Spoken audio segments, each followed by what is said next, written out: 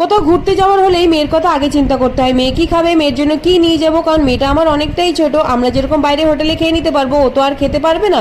তাই দেখো সেই সব ভেবেই বর নিয়ে এসে এই বাজাজের ইলেকট্রিক কেটেল, এর মধ্যে ভাতও হবে, জল গরমও হবে, তার মধ্যে ম্যাগি ট্যাগিও হয়ে যাবে। তাই ভাবলাম ঘুরতে যাওয়ার আগে একবার টেস্ট করে নিই ভাত রান্না করে।